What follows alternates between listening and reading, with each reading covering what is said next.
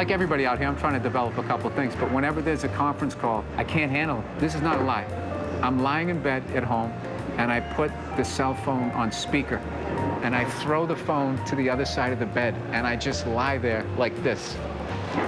And I just wait for people to stop talking, and when they stop talking, I just go like, yeah, it sounds good. That's my waterboarding, a 45-minute conference call. You know what the worst is?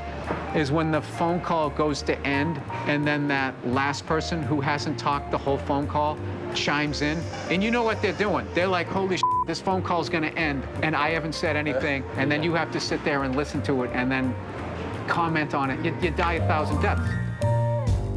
My other car is a Prius, so I love the Prius. Prius is the shit, though. It's like that friend that you never have an issue with. It's a Toyota, it always starts. It costs you like 28 bucks to fill the tank. Okay. Somebody opens their door into it, you don't give a shit. Have you checked around for your soul lately? Have you noticed your soul is gone? Because I'm driving a Prius? Yeah, but I do all this. Crushes the human spirit. It has no joy of life. Damn it, I can't argue that. I can't argue any of that.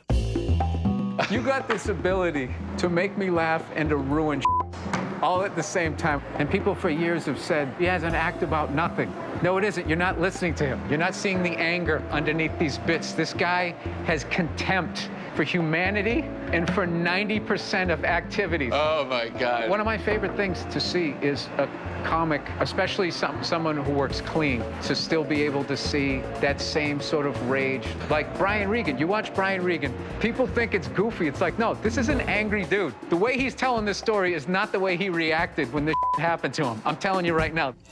I think everybody in that whole Northeast area, yeah, they're just funny. Philly, New York, and Boston. I just think it's the ball breaking. It's like you grow up getting heckled.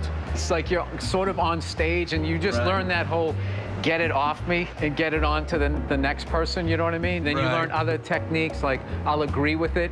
I'll make fun of myself. I can use my hands, I can take it to the ground. It's like UFC of like getting You're not worried that we're becoming this very gentle, respectful culture, that the people won't be funny anymore? I'm worried that every time I see a comedian apologize, just to end it, just because you took what I said seriously doesn't mean I now meant it. Like, you don't get to decide that, what, you're in my head and you know my intent? Like, if I'm saying something and I'm joking, I'm joking. This is the deal.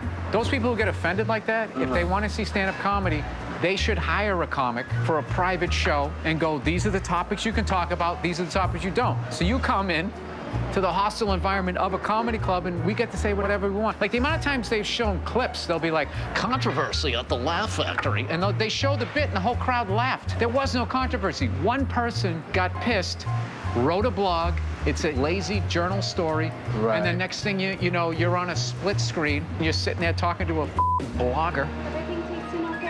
Yeah, it's delicious. I thought you were gonna complain. This is not over medium, this is over easy. Yeah, and this is just like right out of the chicken.